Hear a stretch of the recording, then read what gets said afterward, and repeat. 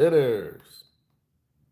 Sinners stars Michael B. Jordan playing dual characters, twin brothers, Smoke and Stack. These two guys in the 1930s from Mississippi left and went to the big city of Chicago to come back to want to start their own juke joint. They pick up their cousin, and before the night is out, it becomes the most notable night of their lives. Ryan Kugler directed this film. This is the first film that he's done that hasn't had a existing character or based on a true story. So you get to see this is a story he's pretty much creating, probably inspired by some true events that he's heard about and decided to put a twist to it and add a horror element to it.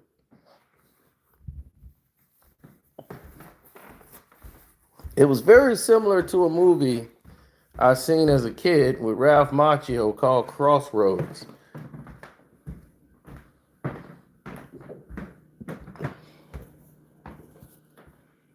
It had traits of Crossroads, where people pretty much selling their souls to the devil, and at the end, the devil had his representative, and he had his student there.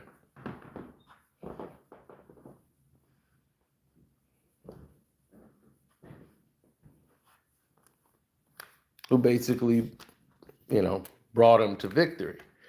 Now, as a kid watching this, I was just wondering when Daniel LaRusso was going to actually do some karate. Because I remember the Karate Kid. But this is not that. Sinners is an epic tale. And I think in the movie theaters now, we need films like this. We need range and variety.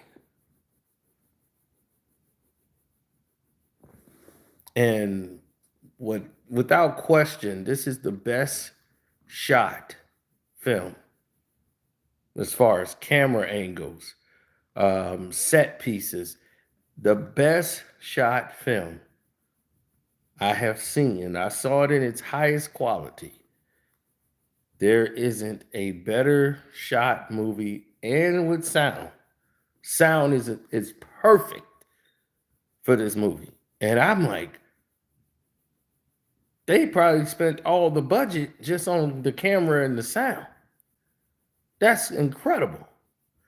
You have not probably heard or seen a movie, if you're somebody that cares about that stuff, you have not seen anything like this since The Hateful Eight. They won an Oscar, I believe, for sound mixing, original score. It's incredible. From the opening scene, great opening shot, the way they draw it in. I mean, if you're a filmmaker, this is you're just pretty much gonna just climax on yourself watching this film. So I can see how it got 100% on Rotten Tomatoes, because a filmmaker would watch this and go, "Oh my God, you could do that!" This is the first time ever that I could ever recall. I don't think The Hateful Eight and Quentin Tarantino has done it either. That someone took the time, Ryan Kugler decided, what would happen if we were to mix films? Let's use this film and mix it with that film and see what we come up with.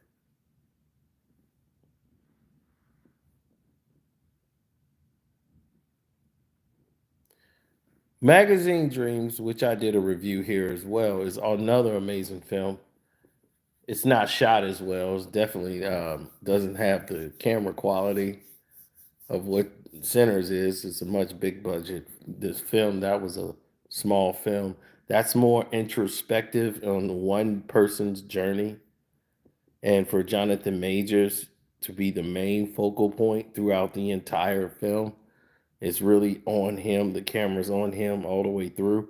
He's never really had that in his career. So that was very defining for him to actually capture that and actually have that moment where you're transcendently focused on him throughout the entire movie and the character he's playing. That takes some depth.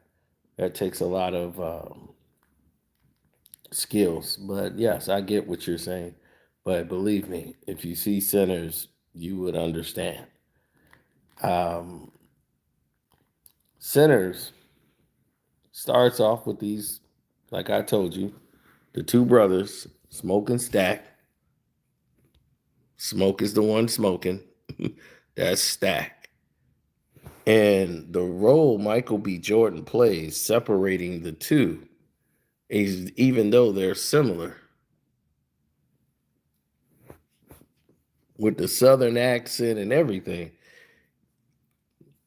the difference between the two, you could tell who was the oldest, who was in charge, who did, like who was the one who was considered the big brother, which was Smoke, just from his demeanor and the way he carried himself.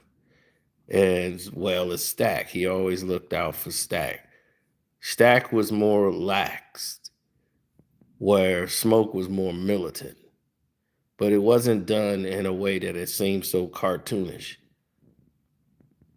It wasn't done in a way where it looked corny, like the one they trying so hard to be different from the other. It really wasn't. It was just the slightness of attitude.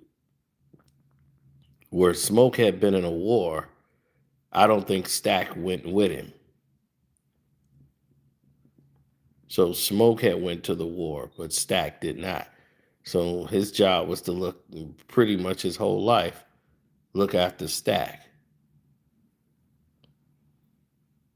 And you find out the dynamics of why Smoke always looked after Stack when you watch this film. And they come home from Chicago with a lot of money back to Mississippi.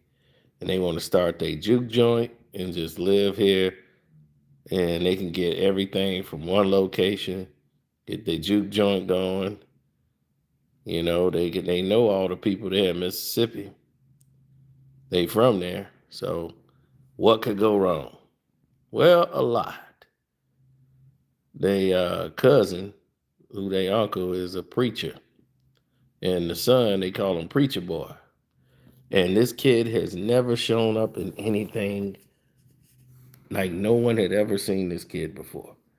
And it was his introduction. And he did not let anybody down. As Preacher Boy, he was very essential to standing out in this whole thick of things.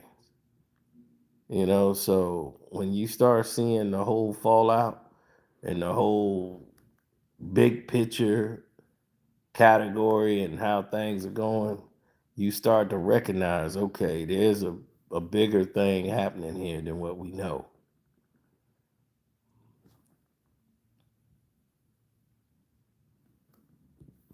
Because this kid, not only could he sing as Preacher Boy, he came through with such an energy.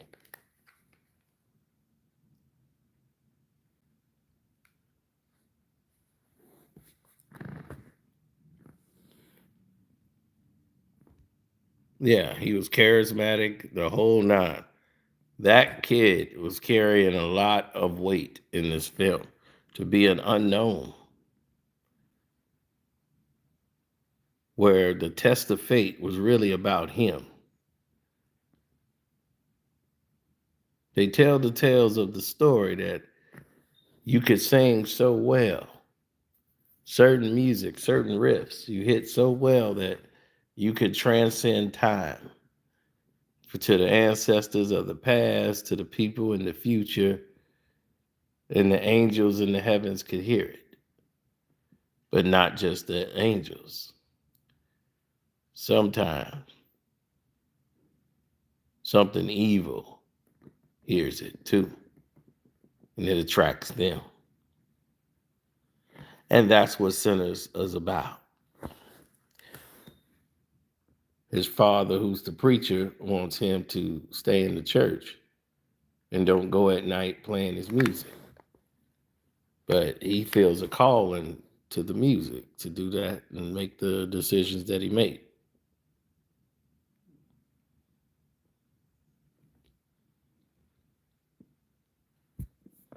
Now, when the evil people hear the music, they can't help themselves but to show up. But they can't enter unless they're invited in.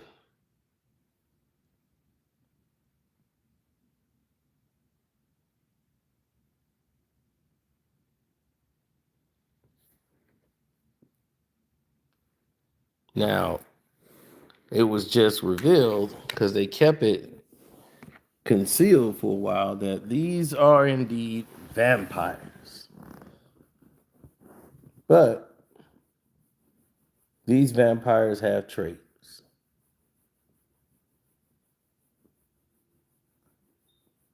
They can read all your thoughts. They know everything, and they seem to have a connection. Then you get Haley Stanfield, who comes into the film, and Haley Stanfield is definitely someone that you didn't think you would run into in this film. Is this don't seem like the kind of role that would be fitting for her.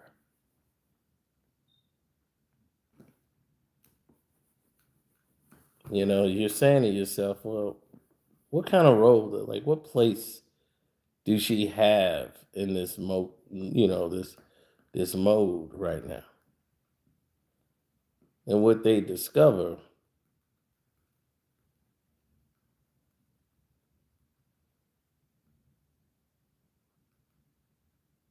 is that her role is she plays this beautiful girl that used to take care of the two brothers.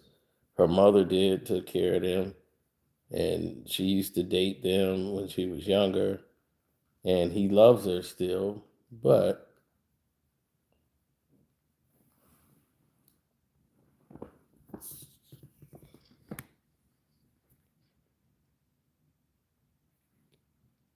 there's a problem.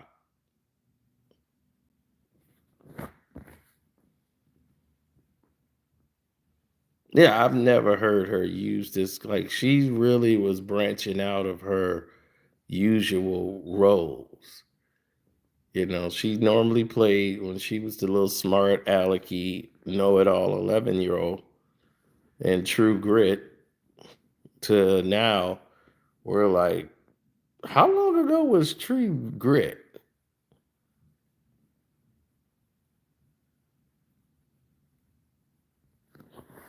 And she's the only white person in this place. Stack don't want her there, but she won't Stack. She sees Stack's back in town. She comes over there, and this the 1930s. He was, look now, what your people see you over here with me and all that. Word get back in town that there's a white girl over there. They gonna kill you, and I don't want nothing to happen to you because if they hurt you, I'm gonna hurt them. And Stack is all about that. And man, she was just you'd have thought she was somebody else, so that the white people, they was trying to keep the Klan from doing anything to try to tear down their place and everything else. Since they bought that land from a white guy.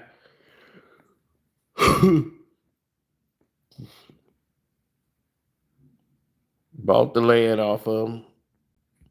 They fixed it up, and in one day they was open for business. One day, they did it all.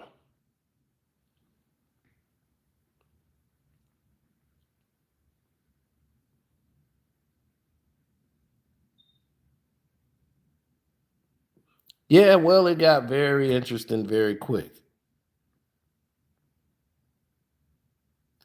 It was like, she grown now, boy. I'm like, yeah, she should have married Josh Allen. Um, but in the movie, she was like flaunted and like she was something else. And I'm like, this the little kid. So anyway, the Temptations, he was telling her, look, you got to go. You can't be here. Go home.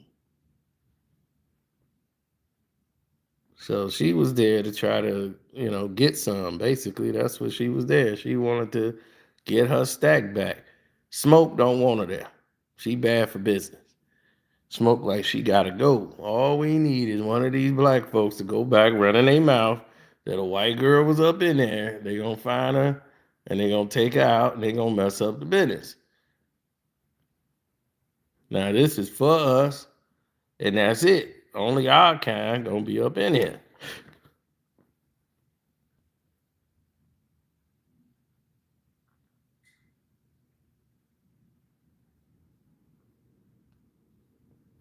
Now,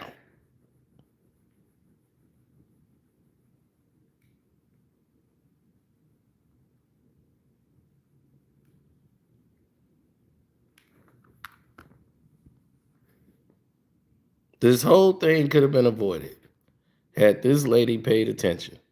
She was warned, but when you service evil and an evil shows up at your front door, ain't nothing you gonna be able to do about it. Nothing.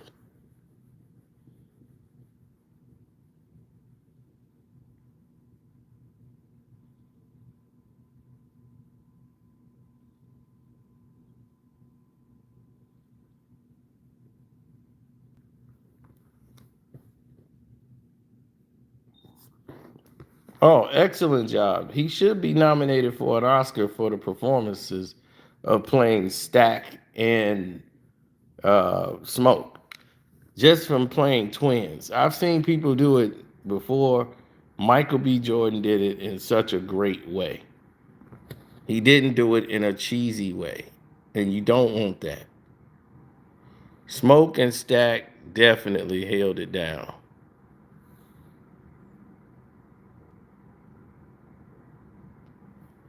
And they held it down, and you really believe these two are brothers.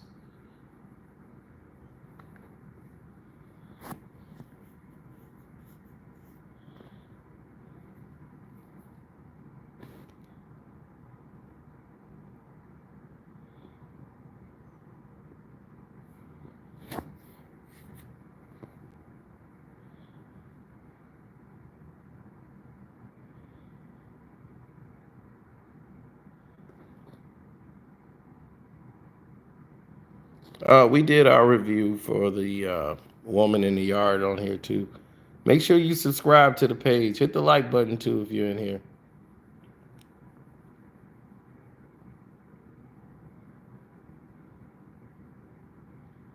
So the music was incredible. Like if they had a soundtrack, they could also do it. But the guy who plays the head vampire, the head demon who shows up on the scene, he's in full understanding of what he is. He will lie, cheat, and steal to get up in there, boy.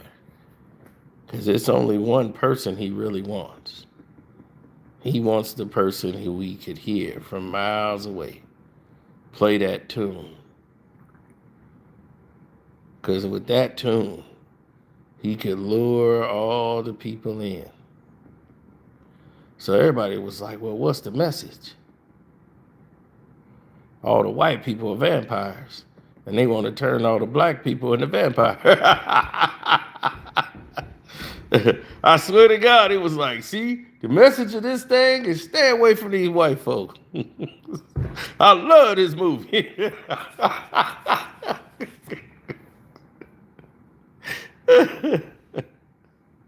They was like, Jonathan Major should have been up in here.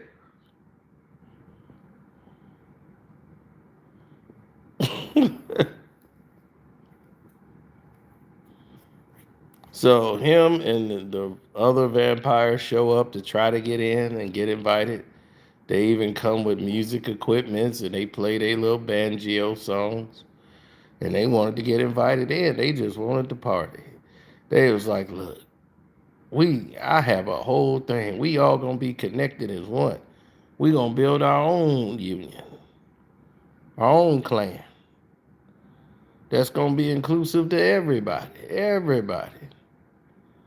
They was like, man, you ain't gonna let us in just because of skin tone, man. They was like, man, this is a blues joint, man. This is a juke joint.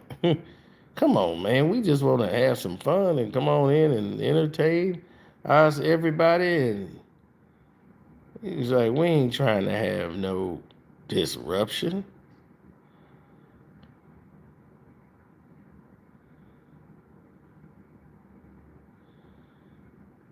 But Smoke knew better. Smoke didn't look at them as vampires or nothing.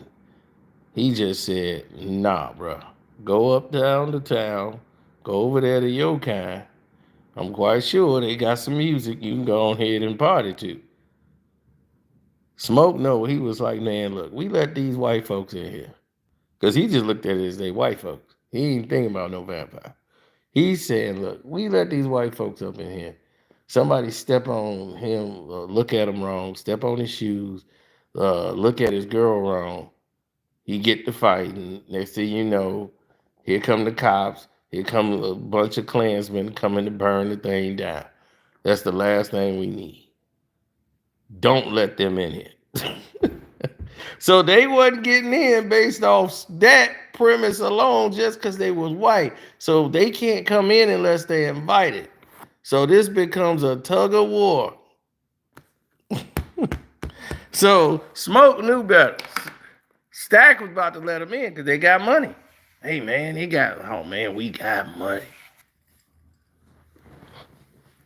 Stack about to let them on in. Smoke like, nah, they ain't getting in here. I don't care.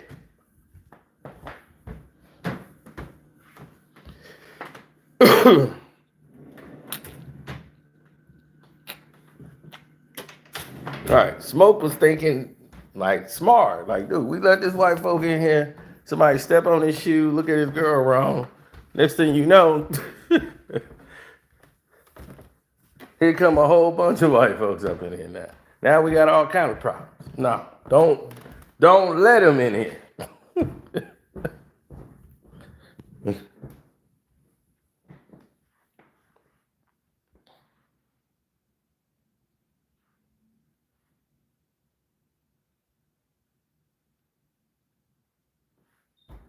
Allegory. Absolutely. I enjoyed a lot of it.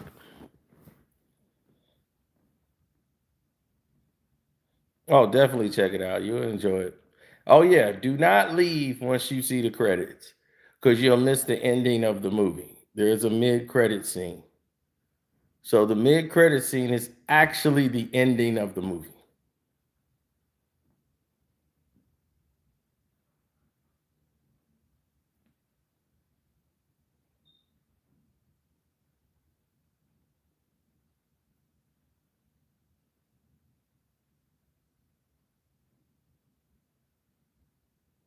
Yes, I did. I'll be giving you my series review of Daredevil Born Again on here shortly.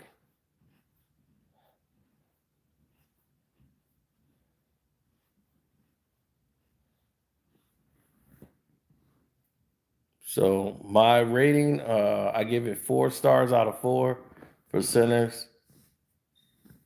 It's a lot of character development in the beginning.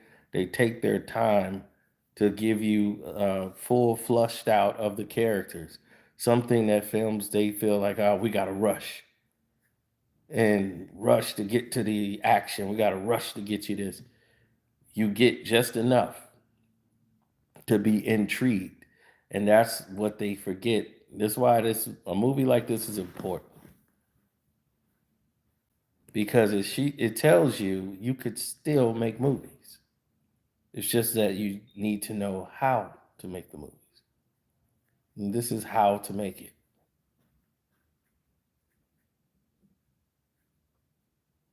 Now I can't go with my buddy no more who get up and go, yeah. So I'm talking about kill them. Yeah, you can't. You go with a live guy like that, he gets fired up watching stuff like that. My homie, yeah, he went there for a whole new reason. His whole thing was, man, I love this movie. Shoot, smoke like that's me. I'm smoke. I'm like, yep, that's you. Smoke is right.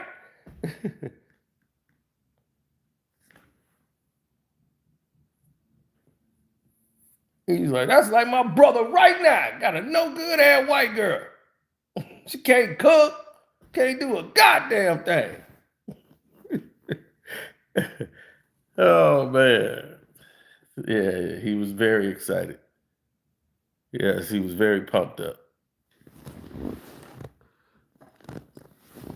Oh, Sinners is gonna be his. He was talking about Sinners last night.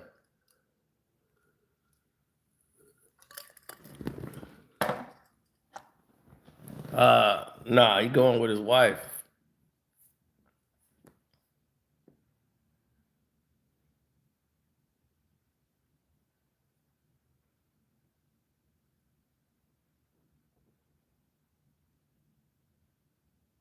Ending of the year before the credits. Yeah, that's the part he was really losing it over. He was man. He was get the mother, get him, get him, get him. Yeah, that's all he talked about. He thinking they might be vampires too. They probably vampires too. I like the son would have killed him. Oh yeah, good catch, good catch. But still, killed him too. Oh man.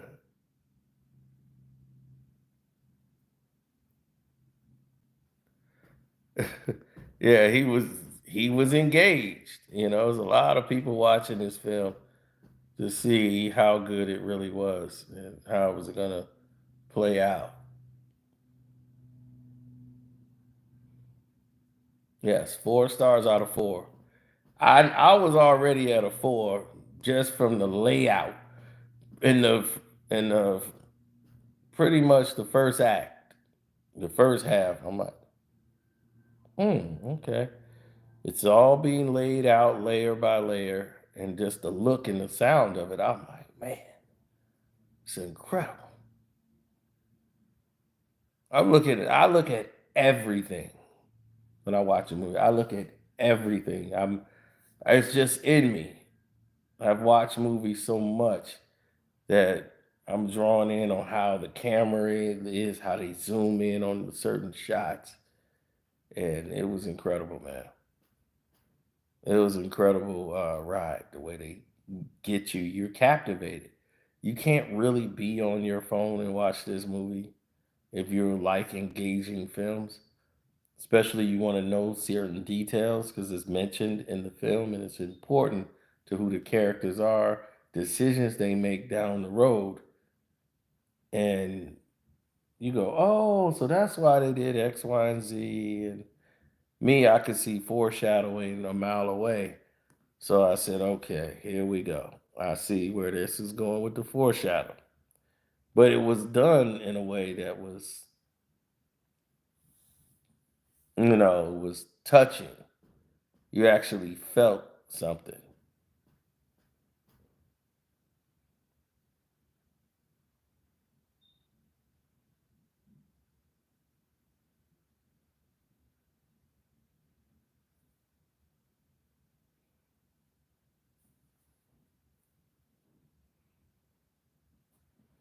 Yeah, had a lot of heart. So, what did you think about Sinners? Let me know in the comment section. I'm out.